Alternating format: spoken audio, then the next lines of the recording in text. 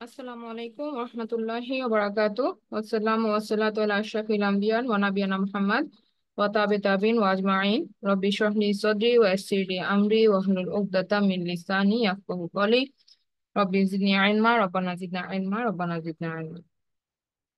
আলহামদুলিল্লাহ, আমরা লাস্ট ক্লাসে কথা বলছিলাম রান্নার পেছনে যে সমস্ত প্রোগ্রাম আল্লাহ সুবহানাহু ওয়া তাআলার হতে পারে সেগুলো আমরা কিছু পসিবিলিটি নিয়ে আমরা কথা বলছিলাম যে আহ, অনেকগুলো বেনিফিট আছে রাসূল সাল্লাল্লাহু আলাইহি সাল্লাম আরব ভূখণ্ডে ভূমিষ্ঠ হওয়ার পেছনে। তো আজকে আমরা ইনশাল্লাহ রাসূল সাল্লাল্লাহু আলাইহি সাল্লামের পিতা মাতা এবং তার জন্মর যে সময়কালটা নিয়ে আমরা ইনশাল্লাহ কথা বলার চেষ্টা করছি। আমরা জানি যে রাসূল সাল্লাল্লাহু আলাইহি সাল্লামের বাবার নাম ছিল আব্দুল্লাহ এবং মায়ের নাম ছিল আমিনা। তা আব্দুল্লাহ এবং আমিনার জীবন সম্পর্কে আসলে আমরা খুব কম তথ্য জানতে পারি। এটার কারণ হচ্ছে তাদের দুজনের আয়ুষ্কাল ছিল খুবই কম। তাদের বয়স 20-এর কাছাকাছি থাকার সময়ই তাদের মৃত্যু হয়। এবং আরেকটা হচ্ছে যে 5-10 জন কুরাইশের মতোই তারা ছিলেন। সেই কারণে তাদের ঘটনাগুলো আসলে তেমন কেউ রেকর্ড করে রাখেনি। মহানবী সাল্লাল্লাহু আলাইহি সাল্লামের নবী হওয়ার আনুমানিক প্রায় 40 বছর আগেই তার পিতামাতার মৃত্যু হয় এবং 53 বছর বয়সে মদিনায় তিনি হিজরত করেন এবং 63 বছর বয়সে রাসূল সাল্লাল্লাহু আলাইহি সাল্লাম ইন্তেকাল করেন। এই 63 বছর আগে কি ঘটেছিল তা মনে রাখার জন্য তেমন আর কেউ তখন বেঁচে ছিলেন না। প্রসারের পর ইসলাম যখন একটা স্থিতিশীল অবস্থায় আসে তখন থেকে বিভিন্ন ঘটনা এবং বর্ণনা রেকর্ড করা শুরু হয়। আব্দুল্লাহর কথা যদি আমরা বলি, আব্দুল্লাহ যখন যুবক ছিলেন তখন তার পিতা আব্দুল মুত্তালিব তার বিয়ের জন্য বনু জোহরা গোত্রের প্রধানের মেয়ে আমিনা বিনতে ওহাবকে পছন্দ করেন। কুরাইশ ছিল একটা বিশাল উপজাতি যার মধ্যে ছিল অনেক ছোট ছোট গোত্র। বনু হাসিম এবং বনু জোহরা ছিল এরকমই দুইটা গোত্র। আব্দুল মুত্তালিব তার ছেলের পক্ষে আমিনার কাছে প্রস্তাব দেন এবং ঘটনাটা ঘটেছিল কুরাইশদের একটা বাণিজ্য মৌসুমের সময়। যেহেতু আব্দুল মুত্তালিব ছিলেন অন্য একটা গোত্রের মানে বনু হাসিম গোত্রের নেতা, সেহেতু আমিনার পিতা ওয়াহাব মেয়েকে এখানে বিয়ে দিতে রাজি হয়েছিলেন। তো এই যে বাণিজ্য চলাকালীন সময়ে বিয়ের প্রস্তাব হয় এবং এই কাফেলাটা রওনা হওয়ার পূর্বেই কিছুদিন আগে আব্দুল্লাহ এবং আমিনার বিবাহ সম্পন্ন হয়। বিয়ের পরে আব্দুল্লাহ বাণিজ্যিক কাফেলার সঙ্গে সিরিয়ায় চলে যাওয়ার কারণে নববধূর সঙ্গে মাত্র সপ্তাহখানেক সময় তিনি কাটাতে পেরেছিলেন। তারপর তাদের আর কখনো দেখা হয়নি। আব্দুল্লাহ এবং আমিনাকে নিয়ে অনেক কিছু মানে কিছু কিছু গল্প কাহিনী কুরাইশদের মধ্যে প্রচলিত ছিল, তবে এগুলোর সত্যতা সম্পর্কে জানা যায় না। যেমন একটা কাহিনী এখানে উল্লেখ করা হচ্ছে যে আব্দুল্লাহ ছিলেন একজন সুদর্শন যুবক। তার মুখায়বে এক ধরনের উজ্জ্বলতা বিরাজ করত। অনেক কুরাইশ যুবতী আব্দুল্লাহকে বিয়ে করার আকাঙ্ক্ষা করতেন এবং কথিত আছে যে তারা বিয়ের প্রস্তাবও দিয়েছিলেন। কিন্তু আব্দুল্লাহ বলতেন যে তার বাবার পছন্দ অনুসারেই তিনি বিয়ে করবেন। এবং আমিনাকে বিবাহ করার পরে তার মুখমণ্ডলের উজ্জ্বলতাটা চলে গিয়েছিল, এটা অনেকে বলেছেন। তো কেউ কেউ বলছেন যে এই মুখায়বের উজ্জ্বলতা হয়তো তার পুত্র মোহাম্মদ সাল্লাল্লাহু আলাইহি সাল্লামের কাছে স্থানান্তরিত হয়েছিল। তবে ওই যে আমরা বললাম যে এগুলা মানে জনশ্রুতি, এগুলা আসলে কতটুকু সত্য এটা জানা যায় না। কাফিলার সঙ্গে সিরিয়া থেকে ফেরার পথে আব্দুল্লাহ মারাত্মকভাবে অসুস্থ হয়ে পড়েন।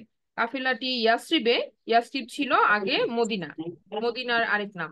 তো পৌঁছানোর পর কাফিলাটা যখন ইয়াসরিবে বা মদিনায় পৌঁছায় তারপর সুস্থ হওয়া পর্যন্ত তিনি সেখানে থেকে আত্মীয়দের সঙ্গে থাকবেন এরকম তিনি বলেন, সিদ্ধান্ত নেন। আসলে তিনি চাননি যে কাফিলাটি তার কারণে যাত্রাপথে কোনো অসুবিধায় পড়ুক। আর আরেকটা ব্যাপার হচ্ছে যে ইয়াসরিবে কিন্তু আব্দুল মুত্তালিবের মা, আমরা একটা একটা ক্লাসে আলোচনা করেছিলাম যে আব্দুল মুত্তালিবের মা কিন্তু জন্মগ্রহণ করেছিলেন ইয়াসরিবে।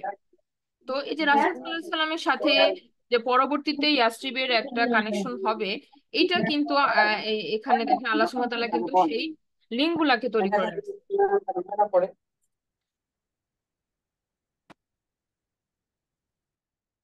আচ্ছা, তো এখন দেখেন যে রাসূল সাল্লাল্লাহু আলাইহি সাল্লাম যে শহরে বাস করবেন, আল্লাহ তাআলা তার সঙ্গেই এক ধরনের সম্পর্ক স্থাপন করে দিয়েছিলেন। তা আব্দুল্লাহ সেই যাত্রায় ইয়াসরিবে থেকে গিয়েছিলেন। তো কাফিলা মক্কায় ফিরে যাওয়ার পরে আমিনাকে বলা হয় যে আব্দুল্লাহ অসুস্থ হয়ে পড়ার কারণে তিনি ইয়াসরিবে থেকে গেছেন। পরবর্তীতে খবর আসে যে তিনি মারা গেছেন। তাকে কোথায় কবর দেওয়া হয়েছে তা কেউ জানে না। এইভাবেই আমিনা মাত্র 18 থেকে 19 বছর বয়সে গর্ভবতী থাকা অবস্থায় তিনি বিধবা হন। এখন আমরা আলোচনা করছি রাসূল সাল্লাল্লাহু আলাইহি সাল্লামের জন্মের সময়কাল। মহানবী সাল্লাল্লাহু আলাইহি সাল্লাম ঠিক কবে জন্মগ্রহণ করেছিলেন?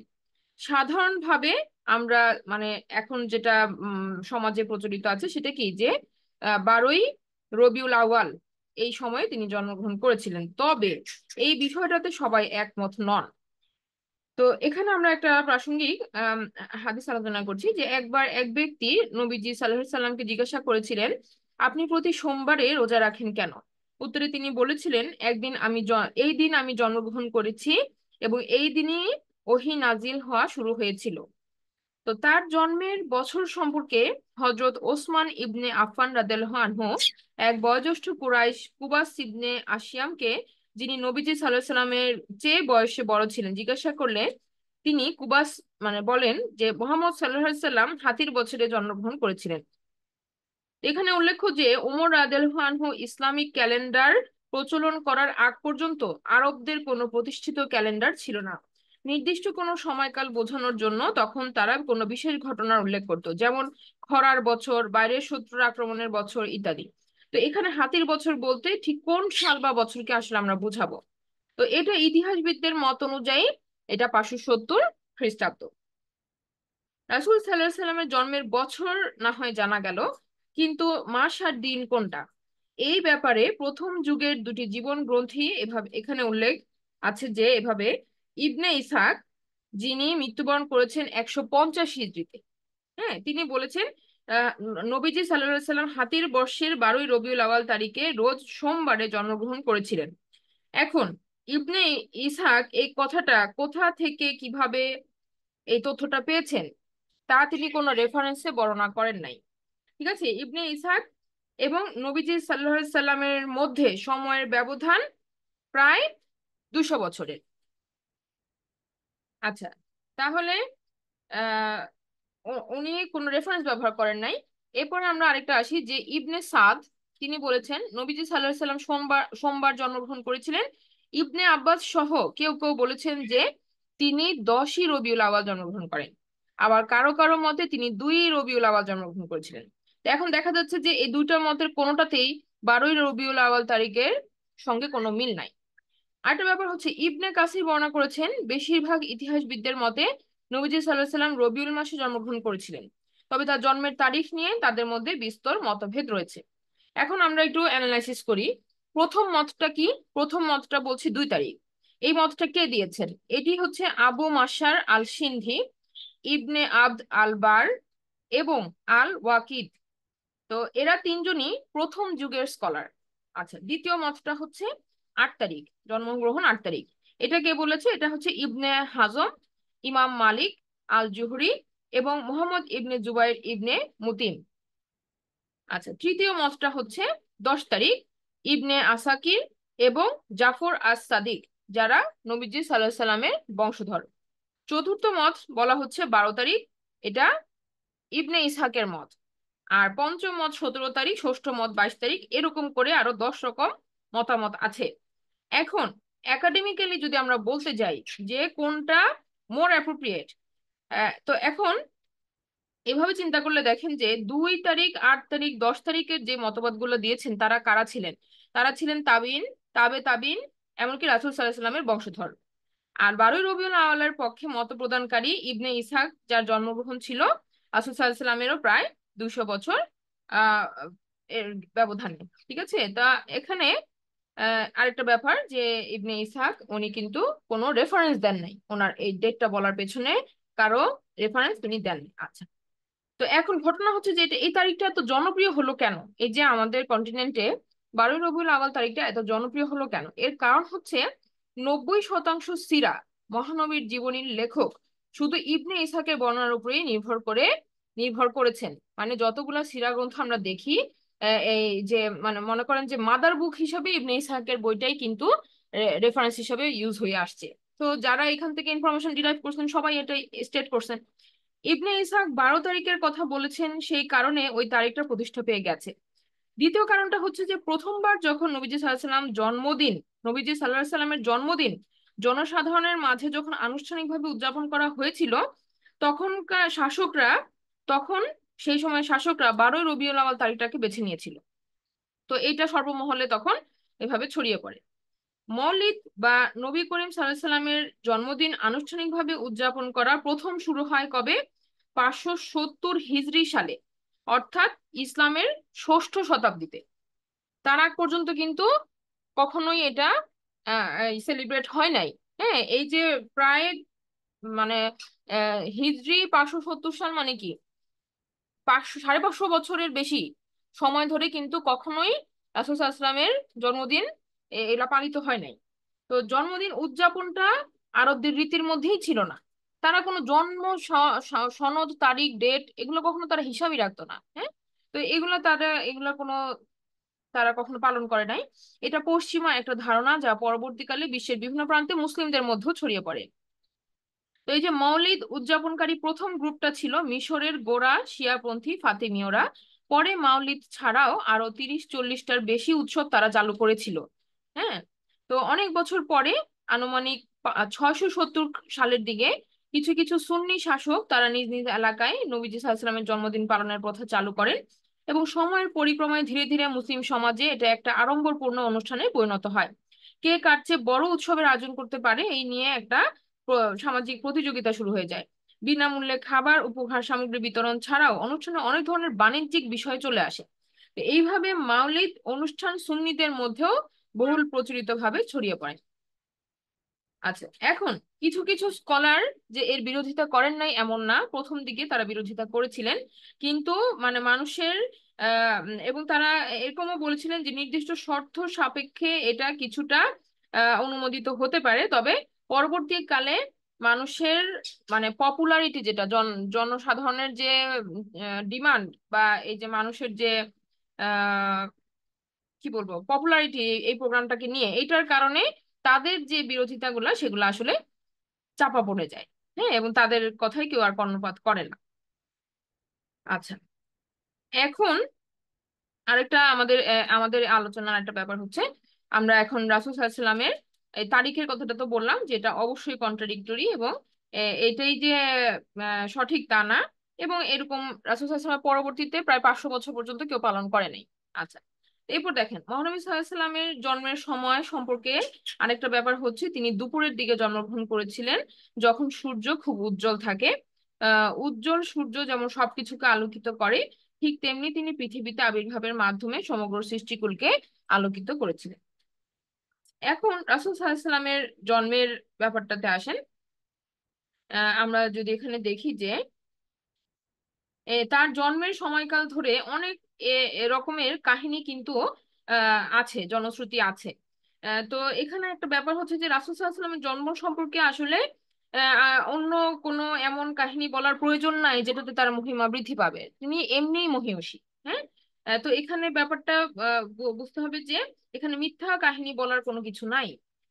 তো এখানে ইবনে ইসহাক ছিলেন সিরার উপরে প্রথম বিস্তৃতভাবে বর্ণনাকারী গ্রন্থের লেখক, এবং তার কথা অনুসারে নবীজি সাল্লাল্লাহু আলাইহি ওয়াসাল্লামের জীবনের সব বিষয়ের উপরই তিনি লিখেছেন।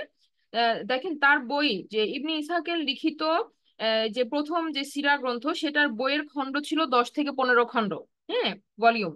আর 700 বছর পরে তার লেখা 700 পরে ইবনে ইসহাকের লিখে যাওয়া সিরা বইয়ের আরো 700 বছর পরে যে সমস্ত সিরা গ্রন্থ আসছে, সেগুলা দেখা যাচ্ছে যে ভলিউমে আরো 5 গুণ বেশি।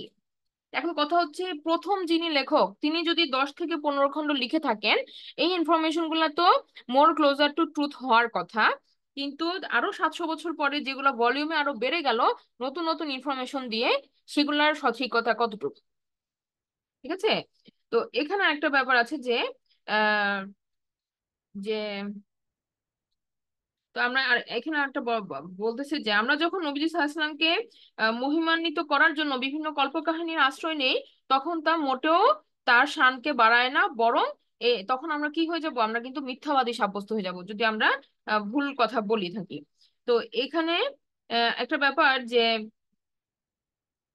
700-800 বছর পরে এ, যখন জীবনী লেখকরা বিভিন্ন রকমের গল্প কাহিনী লিখছেন, তখন এগুলার বিবরণটা কে তাদেরকে জানাইলো? এটা লজিক্যাল একটা প্রশ্ন আমরা করতে পারি, যেটা রেফারেন্স কি, কে জানাইলো তাদেরকে, এই ঘটনার সময় কে উপস্থিত ছিল। যেমন যখন আমিনা যখন তার সন্তানকে প্রসব করেন তখন সেটা সাক্ষী কে ছিল। হ্যাঁ, তো এই যে অ্যাডিশনাল যে ঘটনাগুলো, যেমন আপনার মনে প্রশ্ন হতে পারে যে কি বানায় বলছে, যেমন বলা হয়েছে যে তিনি জন্ম নিয়েই সেজদায় পড়েছিলেন। বলা হয়েছে যেমন তিনি জন্মগ্রহণ করে আকাশের দিকে আঙ্গুল তুলে শাহাদাত বলেছিলেন। হ্যাঁ, কেউ কেউ বলেছেন যে তিনি সুন্নতে খাতনা অবস্থায় জন্মগ্রহণ করেছিলেন। এইগুলা অ্যাডিশনাল কথা, এগুলা উম, এগুলার কোনো রেফারেন্স নাই। আচ্ছা, এখন হাদিসের থেকে, অথেন্টিক হাদিসে যেটা আছে, রাসূল সাল্লাল্লাহু আলাইহি সাল্লাম নিজের মুখে বলেছেন যে যখন আমার মা আমাকে জন্ম দিয়েছিলেন বা যখন তিনি আমাকে গর্ভে ধারণ করেছিলেন, তখন তিনি তার কাছ থেকে একটি আলোক রেখা বিচ্ছুরিত হতে দেখেছিলেন, যার বিস্তৃতি বুসরা শহর, সিরিয়ায় অবস্থিত। এটা একটা শহর সৌদি আরবের সীমানার কাছাকাছি। এর প্রাসাদগুলো পর্যন্ত আলোকিত হয়ে উঠেছিল। এটা রাসূল সাল্লাল্লাহু আলাইহি সাল্লাম নিজে বলেছেন। আচ্ছা, এখানে সিরিয়ার একটা স্থানের নাম উল্লেখ করার কি কারণ হতে পারে? এটা এমন এটা অনেকে বলেছেন, এভাবে ব্যাখ্যা করার চেষ্টা করেছেন যে সিরিয়ায় ধর্মীয় দৃষ্টিকোণ থেকে একটা পবিত্র স্থান সিরিয়া। এর আরেকটা নাম ছিল আল শাম। আল্লাহ তাআলা পবিত্র কোরআনে বনি ইসরাইলে উল্লেখ করেছেন যে মসজিদুল আকসার পরিবেশ আল্লাহরই আশীর্বাদ পুত, যেমন 17 নম্বর সূরার 1 নম্বর আয়াত। নবীজি সাল্লাল্লাহু আলাইহি সাল্লাম ভবিষ্যৎবাণী করেছিলেন যে শাম ইসলামের দুর্গ হিসাবে থেকে যাবে, এবং আশ্চর্যজনকভাবে আরব উপদ্বীপের বাইরে আল শাম এবং এর শহর বুসরা ছিল মুসলিমদের জয় করা প্রথম এলাকা। এখানে একটা জিনিস মনে রাখতে হবে যে ইসলাম আসার আগে দামেস্ক ছিল রোমানদের ব্যবসা বাণিজ্য, সংস্কৃতি এবং সভ্যতার কেন্দ্রস্থল। তো এই দামেস্ক যে আরব সভ্যতার মূল কেন্দ্র হইতে পারে, তা আরবদের পক্ষেও চিন্তা করা সেই সময় কিন্তু সম্ভব ছিল না। হ্যাঁ, তো মা আমেনার থেকে বিচ্ছুরিত সেই আলোয় আমাদের এক প্রকার ইঙ্গিত দেয় যে ইসলাম সিরিয়া জয় করতে চলেছে, যা অল্প সময়ের মধ্যেই আহ ঘটেছিল পরবর্তীতে। আচ্ছা, আরেকটা গল্প যেটা প্রচলিত আছে ছিল যে রাসূল সাল্লাল্লাহু আলাইহি সাল্লামের জন্মের সময় নাকি পৌত্তলিকদের মন্দিরগুলা ভেঙে পড়েছিল, যা বাস্তবিক সত্য বলে আসলে মেনে নেওয়াটা কঠিন। এরকম কিছু হয়নি বলেই স্কলাররা মতবাদ করছেন। আচ্ছা, অনেক স্কলার মনে করেন যে রাসূল সাল্লাল্লাহু আলাইহি সাল্লামের জন্মের সময় থেকে জিনদের নবমণ্ডলে প্রবেশ বন্ধ করে দেওয়া হয়েছিল। তার আগ পর্যন্ত ফেরেশতাদের কথা শোনার জন্য জিনদের নবমণ্ডলে প্রবেশের অনুমতি ছিল। কিন্তু আল্লাহ সুবহানাহু ওয়া তাআলা আল কোরআনে এটা পরিষ্কারভাবে উল্লেখ করেছেন যে যে সূরা জিনে 72 নম্বর সূরা 9 নম্বর আয়াতে বলা হচ্ছে, আগে আমরা আকাশের বিভিন্ন ঘাঁটিতে কিছু সোনার প্রত্যাশায় বসে থাকতাম, কিন্তু আমাদের এখন কেউ যদি এসব ঘাঁটিতে কিছু শোনার চেষ্টা করে, তাহলে সে তার উপরে নিক্ষেপের জন্য প্রস্তুত জ্বলন্ত উল্কাপিণ্ডের সম্মুখীন হয়। তো এখান থেকে কথাটা এটাই সঠিক মতামত বলে মনে হচ্ছে যে রাসূল সাল্লাল্লাহু আলাইহি সাল্লামের জন্মের সময় এটা ঘটেনি, বরং তার নবুয়তের সময় থেকে নবমণ্ডলে শয়তানদের জন্য বন্ধ করে দেওয়া হয়েছিল। নবমণ্ডলকে জিনদের যাতায়াতের জন্য বন্ধ করে দেওয়া হয়েছে কখন থেকে? সিরা সরি আপনার ওহী আগমনের আগে। হ্যাঁ, ওহী আগমনের সূচনা কালে এই আকাশে এরকম প্রোটেকশন নেওয়া হয় এবং জিনদের আগমনকে বন্ধ করে দেওয়া হয়। ইবনে ইসহাক আরো উল্লেখ করেছেন যে নবীজি সাল্লাল্লাহু আলাইহি সাল্লামের জন্মের 7ম দিনে তার সুন্নতে খতনা করা হয়। পিতামহ আব্দুল মুত্তালিব এই উপলক্ষে একটা ভোজনের আয়োজন করেন। তিনি মোহাম্মদ নামটা রেখেছিলেন, যা সেই সময়ে খুব একটা প্রচলিত নাম ছিল না। এই মোহাম্মদ নামটা আরব সমাজে সেই সময় তেমন প্রচলিত ছিল না। প্রকৃতপক্ষে ওই নামে মক্কায় তখন আর কেউ ছিল না। লোকেরা আব্দুল মুত্তালিবকে জিজ্ঞাসা করেছিল, আপনি কেন তার নাম মোহাম্মদ রাখলেন? উত্তরে তিনি বলেছিলেন যে আমি চাই সে ভূমণ্ডলের লোকদের দ্বারা প্রশংসিত হোক, আবার নভমণ্ডলের লোকদের দ্বারাও প্রশংসিত হোক, কারণ মোহাম্মদ নামটাই হচ্ছে যে প্রশংসিত। মোহাম্মদ নামের অর্থই হচ্ছে যে প্রশংসিত। আচ্ছা, এখানে একটা ব্যাপার, এটা আমাদের পরবর্তীতে আমাদের আবার ইনফরমেশনটা কাজে লাগবে। একটা দেখেন যে মোহাম্মদ সাল্লাল্লাহু আলাইহি সাল্লামের জন্মের সংবাদটা তার চাচা আবু লাহাবের কাছে পৌঁছে দিয়েছিল একজন কৃতদাস। হ্যাঁ, তা আবু লাহাব সঙ্গে সঙ্গে সেই কৃতদাসটিকে মুক্ত করে দিয়েছিলেন। এ থেকে বোঝা যায় যে ভাতিজা মুহাম্মদ সাল্লাল্লাহু আলাইহি সাল্লামের জন্মে তিনি আসলে তখন খুশি হয়েছিলেন। ভাতিজার জন্মগ্রহণের কথা শুনে উনি খুশি হয়েছিলেন, এবং যেই কৃতদাস এই সংবাদটা বয়ে নিয়ে আসে তাকে তিনি মুক্ত করে দিয়েছিলেন। আচ্ছা, তার মানে কি, তখনও তিনি ভাতিজার প্রতি মানে স্নেহশীল। আনটিল কখন, নবুয়তের প্রচার প্রসারের আগ পর্যন্ত কিন্তু স্নেহশীল ছিলেন বলেই মোটামুটি ধারণা করা যায়। আচ্ছা, এখন আসি আমরা রাসূল সাল্লাল্লাহু আলাইহি ওয়াসাল্লামের শৈশবকাল। আচ্ছা, শৈশবকালের ব্যাপারে এখানে আমরা যে কথাটা বলবো যে নবীজি সাল্লাল্লাহু আলাইহি সাল্লামের জীবনের প্রথম 30 বা 40 বছর সম্পর্কে কিন্তু আমাদের কাছে তথ্য খুব কমই আছে। তুলনামূলকভাবে বলতে গেলে আমাদের কাছে তার জীবনের প্রথম 53 বছরের যত তথ্য আছে তার পরিমাণ পরবর্তী 10 বছরের তথ্যের অর্ধেকেরও কম। আহ তো এই 53 বছরের তথ্যের বেশিরভাগই 40 বছরের পর থেকে। আমি বুঝতে পারছি কিনা, যে টোটাল যদি আমরা তার লাইফ টাইম চিন্তা করি 63 ইয়ার্স, এর মধ্যে 53 ইয়ার্স এর আগ পর্যন্ত যে তথ্য, সেটা পরবর্তী 10 বছরের তথ্যের অর্ধেকেরও কম। হ্যাঁ, আর তার মধ্যে আবার 40 বছরের আগের যে ঘটনাগুলা, সেগুলোর তথ্য আরো কম আমাদের কাছে আছে। আচ্ছা, তো ঘটনা স্বাভাবিকভাবেই আমরা নবুয়তের পর থেকেই সেগুলা মানুষের কাছে বেশি তথ্যগুলা থাকে এবং সেগুলো তারা রেকর্ড করে। তো এটাই স্বাভাবিক। আচ্ছা, তো এখানে আরেকটা ব্যাপার আমাদের বিশ্বাস রাখতে হবে যে আমাদের যা কিছু জানার প্রয়োজন, আল্লাহ তাআলা নিশ্চয়ই সেটা কি আমাদের জন্য সংরক্ষণ করেছেন। আচ্ছা, এখন আমরা আসি যে মা আমিনা থেকে আমরা জানি যে তার দুধ মা হালিমা হন। তো সেই ঘটনাটা আমরা চেষ্টা করছি এখানে হাইলাইট করা। এখানে দেখেন বলা হচ্ছে যে নবীজি সাল্লাল্লাহু আলাইহি সাল্লামের জন্মের পরে তার জীবন সম্পর্কে আমরা যে বিষয়টা জানতে পারি তা হচ্ছে যে তার মা তাকে কিছু সময়ের জন্য বাড়ি থেকে দূরে মরুভূমিতে পাঠিয়ে দিয়েছিলেন। এই বিষয়টা আমাদের কাছে অস্বাভাবিক মনে হলেও এটাই ছিল সেই সময়ে অভিজাত কুরাইশদের মধ্যে প্রচলিত একটা রীতি। এই রীতিটা আহ সমাজে অভিজাত্যের প্রতীক হওয়ার পেছনে কয়েকটা কারণ ছিল। সেগুলা কি? এক নম্বর, যে কুরাইশরা মনে করতো শিশুদের একটা বিশুদ্ধ ও স্বাস্থ্যকর পরিবেশে বড় হওয়া প্রয়োজন। সেই সময়ে, এমনকি আজ থেকে 100 বছর আগেও, শিশু মৃত্যুর হার ছিল অনেক বেশি। তো কুরাইশরা শিশুদের সুরক্ষার জন্য তাদেরকে স্বাভাবিক সমাজ, সামাজিক পরিবেশ এবং অনেক মানুষের সংস্পর্শ থেকে দূরে রাখতে চাইতো। যেহেতু সেই সময়ে প্লেগ সহ বিভিন্ন সংক্রামক রোগ মানুষের সংস্পর্শেই ছড়াইতো, এক একজনের সংস্পর্শে অন্যজন সংক্রমিত হতো, তাই শিশুদেরকে মানুষের হাত থেকে দূরে রাখলে বেঁচে থাকার সম্ভাবনা বেড়ে যেত বলে তারা মনে করতো। এরপরে দ্বিতীয় যে কারণটা ছিল, কুরাইশরা সন্তানের স্ট্যামিনা বা প্রাণ শক্তি বাড়ানোর জন্য মরুভূমির যেই রুক্ষ, যে রাফ যে ওয়েদার, সেটার সাথে চালিয়ে নেওয়ার জন্য তাদেরকে উপযুক্ত করে গড়ে তুলতে চাইতো। তো তাদের যে ধারণাটা ছিল যে জীবনযাত্রার শুরুতেই যদি তারা ওই যে মরুভূমির যে রাফ ওয়েদারে যদি বড় হইতে পারে, অ্যাডাপ্টেশনটা হয়ে যেতে পারে, তাহলে পরবর্তী জীবনে তাদের জন্য এটা সহজেই কি তারা কষ্টকর পরিস্থিতিতে মানিয়ে চলতে পারবে। এবং আমরা জানি যে বাচ্চাদের বড়দের তুলনায় কিন্তু সহজেই খাপ খাইয়ে নেওয়ার প্রবণতা বেশি। এটা প্রকৃতিগত একটা ব্যাপার, আল্লাহ আমাদেরকে এমন ভাবে সৃষ্টি করেছেন। এখন দেখা যাচ্ছে যে কুরাইশরা এই ব্যাপারে বুদ্ধিমত্তার সঙ্গে দীর্ঘমেয়াদী চিন্তা ভাবনা করতো। তারা মনে করতো সন্তানরা অল্প বয়সে কষ্ট করলে পরবর্তী সময়ে মক্কার জীবনে তত কষ্ট পাবে না। আচ্ছা, তৃতীয় হচ্ছে পিতামাতা হিসাবে আমরা আমাদের সন্তানদের সঙ্গে যত কঠোরই হই না কেন, তারা কোনো ভুল করলে পরিবারের অন্যান্য বয়োজ্যেষ্ঠ যেমন দাদা দাদি, নানা নানি, চাচা চাচির কাছ থেকে এক ধরনের আশ্রয় প্রশ্রয় পেয়ে থাকে। কিন্তু পরিবার থেকে দূরে মরুভূমিতে নিকট আত্মীয়দের প্রশ্রয় পাওয়ার সেই সুযোগ নাই। কঠোর শৃঙ্খলাবদ্ধ পরিবেশে শিশুকে বড় করার জন্য কুরাইশরা তাদের সন্তানদের পরিবারের নিরাপদ পরিমণ্ডল থেকে বাইরে দূরে পাঠিয়ে দিত। আচ্ছা, 4 নাম্বার, যেসব উপজাতিদের মধ্যে শিশুরা শিশুরা বেড়ে উঠতো তারা আরবি ভাষা শুদ্ধ ও সাবলীল ভাবে ব্যবহারের জন্য পরিচিত ছিল। সাধারণত শহরাঞ্চলে ভাষার বিশুদ্ধতা হারিয়ে যায়, কারণ তারা বিভিন্ন কাজে দেখা যাচ্ছে যে বাণিজ্যের জন্য যায় এবং বিভিন্ন অঞ্চলের মানুষদের সাথে মিশে, তখন ভাষার মধ্যে কি অন্য সংস্কৃতির কিছু শব্দ ভাষা ঢুকে যায়।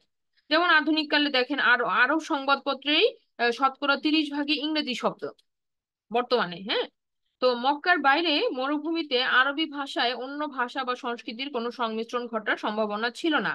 এবং এই ব্যাপারে আরবরা এই ব্যাপারেও দীর্ঘমেয়াদী চিন্তা ভাবনা করেছে যে তারা তাদের সন্তানদের সঠিক পরিবেশে খাঁটি আরবি শেখাতে চেয়েছে। সেই সময়ে মক্কার বাইরে শিশুদের প্রতিপালনের জন্য সবচেয়ে নামকরা গোত্র ছিল বনি সাদ ইবনে বকর। নবীজি সাল্লাল্লাহু আলাইহি সাল্লাম এই উপজাতির এক পরিবারেই লালিত পালিত হয়েছিলেন। একটা সহিহ হাদিসে আছে, নবীজি সাল্লাল্লাহু আলাইহি সাল্লাম বলেন, নিজের সম্পর্কে বলতে বলতে তিনি বলেছিলেন যে আমি আমার পিতা ইব্রাহিমের দোয়ার ফসল, আমি আমার ভাই ঈসার দেওয়ার সুসংবাদ এবং বনি সাদ ইবনে বকর আমাকে লালন পালন করেছিল। আনুষঙ্গিকভাবে কিছু মুসলিম ধর্মবিদদের মতে যীশু খ্রিস্টের নিউ টেস্টিমেন্টে যে সুসংবাদের উল্লেখ করেছেন নবীজি সাল্লাল্লাহু আলাইহি সাল্লাম সে কথাটাকেই আহ মানে সেই সুসংবাদী তিনি ছিলেন আর কি। এছাড়া আল্লাহ সুবহানাহু ওয়া তাআলা পবিত্র কোরআনে এটা স্বীকৃতি দিয়েছেন এইভাবে। সূরা আস-সাফ 6 নম্বর আয়াতে বলা হচ্ছে, স্মরণ করো যখন মরিয়ম পুত্র ঈসা বলেছিল, হে বনী ইসরাইল, আমি আল্লাহর একজন রাসূল, যাকে তোমাদের কাছে পাঠানো হয়েছে তাওরাতের যেটুকু অবশিষ্ট আছে তা সমর্থন করতে, আর তোমাদের সুসংবাদ দিতে একজন রাসূলের, যিনি আসবেন আমার পরে, যার নাম হবে আহমদ। তার মানে বোঝা যাচ্ছে কি যে ঈসা আলাইহিস সালাম কিন্তু রাসূল সাল্লাল্লাহু আলাইহি সাল্লামের আগমনের সুসংবাদ তার কওমকে দিয়েছিলেন।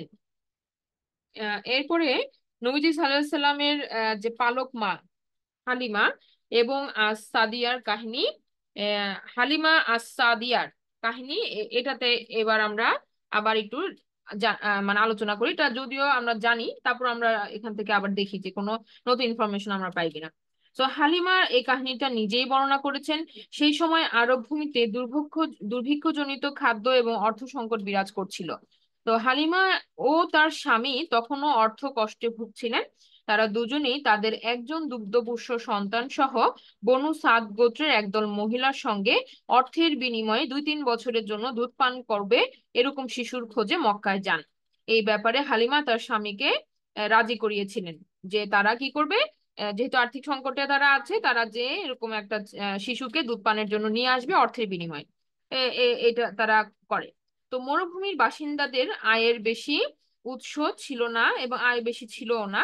মক্কায় গিয়ে অর্থের বিনিময়ে ধনী আর অভিজাত কুরাইশদের কাছ থেকে সন্তানদেরকে তারা দত্তক নিতেন। এটা এক ধরনের বাৎসরিক রেওয়াজ ছিল।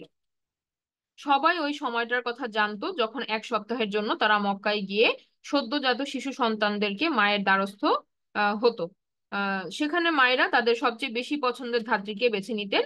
ঠিক যেমনটা আমরা আমাদের সময়ে মানে দেখি যে, মানে আপনি যার কাছে আপনার বাচ্চাটাকে দিবেন আপনি তাকে চয়েস করবেন, হ্যাঁ, কে কাকে আপনার পছন্দ হয়, এরকম ব্যাপারটা ছিল।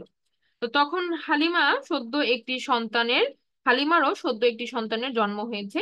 তাছাড়া তার সাইমা নামে 7-8 বছর বয়সী একটা কন্যা সন্তান ছিল, মানে একটা বড় মেয়ে ছিল 7-8 বছরের, তার নাম ছিল সাইমা, এবং তার একটা সদ্য সন্তানও জন্মগ্রহণ করেছিল। তো তো এই কারণেই তিনি আরেকটা নবজাতক শিশুকেও দুধ পান করানোর জন্য তিনি দত্তক নিতে চাইছিলেন। তো হালিমা মক্কায় গিয়ে একটা এতিম শিশুর কথা শুনতে পেলেন, যাকে কোনো মহিলা নিচ্ছিল না। শিশুটা আব্দুল মুত্তালিবের নাতি হওয়া সত্ত্বেও পিতৃহীন বলে কেউ তাকে গ্রহণ করতে রাজি হয়নি। কারণ দুধ পান করানোর জন্য দুগ্ধপোষ্যর পিতার কাছ থেকে উত্তম বিনিময় লাভের প্রত্যাশা সবাই করছিল, কিন্তু এই শিশুটা পিতৃহীন হওয়ায় তার ক্ষেত্রে তেমন কোনো সম্ভাবনা নেই বলে মহিলাদের মনে হয়েছিল। তো যে শিশুর মা বিধবা এবং দাদা বৃদ্ধ, তাকে লালন পালন করার বিনিময়ে কি আর পাওয়া যাবে, এরকম একটা ভাবনা থেকে ধাত্রীদের কেউ ওই শিশুটাকে নেওয়া তো দূরের কথা, আমিনার বাড়িতেই গেল না। হ্যাঁ। তো 1 সপ্তাহ পেরিয়ে গেল। এর মধ্যে ধাত্রী দলের সবাই একজন করে শিশু সংগ্রহ করে ফেলেছে, সবাই একটা করে শিশু সংগ্রহ করে ফেলেছে। কিন্তু হালিমা তখনও কোনো শিশু সংগ্রহ করতে পারেননি। তো ফিরে যাওয়ার সময় যতই ঘনিয়ে আসতে লাগলো হালিমার মনটা ততই ভারাক্রান্ত হয়ে উঠলো। তিনি কিছুটা বিব্রত বোধ করতে লাগলেন। শেষমেশ তিনি তার স্বামীকে বললেন, আমার সঙ্গিনীরা সবাই একজন না একজন শিশু নিয়ে ফিরছে, আর আমি খালি হাতে ফিরে যেতে হচ্ছে। তার চেয়ে আমি আল্লাহর উপর ভরসা করে এই এতিম শিশুটিকেই নিয়ে যাই। তার স্বামী বলল, আচ্ছা ঠিক আছে, তুমি গিয়ে তাকেই নিয়ে এসো। এমনও তো হতে পারে যে আল্লাহ এই শিশুর মধ্যে আমাদের জন্য কোনো বরকত নিহিত রেখেছেন। হালিমার কথায় এমন এক অবস্থার প্রেক্ষাপটে আমি শিশু মোহাম্মদ সাল্লাহ সাল্লামকে দুধ পান করানোর জন্য আমি তাকে গ্রহণ করলাম।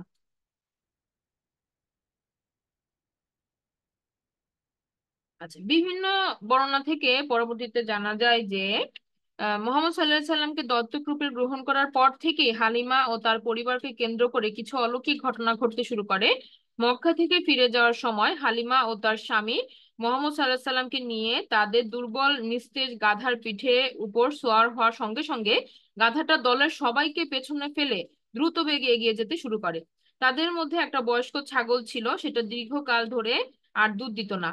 কিন্তু শিশু মোহাম্মদ সাল্লাহ সাল্লামকে তাঁবুতে নিয়ে আসতে না আসতেই ছাগলটা আবার দুধ দিতে শুরু করেছিল। ধাত্রী হালিমা ও তার পরিবারের সযত্নে লালন পালনে 2টা বছর কেটে যায়। সেই 2 বছরে হালিমার পরিবারের সচ্ছলতা এসেছিল, তাই তিনি মোহাম্মদ সাল্লাহ সাল্লামকে আরো কিছুকাল রাখার ইচ্ছা প্রকাশ করেন। এই বিষয়ে মা আমিনার কাছে নানা ধরনের যুক্তিও তুলে ধরেন। আমিনা তাতে রাজি হয়েছিলেন, যদিও তিনি হালিমাকে অন্য ধাত্রীদের সমতুল্য পারিশ্রমিক দিতে পারেননি। হালিমার জন্য অর্থটাও বড় ছিল না। মোহাম্মদ সাল্লাহ সাল্লামকে লালন পালনের ফলে তার সংসারে আসা বরকতগুলোই ছিল তার মুখ্য বিষয়। যাই হোক, হালিমার পরিবারের এই দ্বিতীয়বার থাকার সময়ে নবীজি সাল্লাল্লাহু আলাইহি সাল্লামের সাথে আরেকটি ঘটনা ঘটে। সেটা হচ্ছে তার বক্ষ উন্মুক্ত হবার মতো যে বিখ্যাত ঘটনাটি, আহ, সেটা আহ, সেটা ঘটে। হ্যাঁ।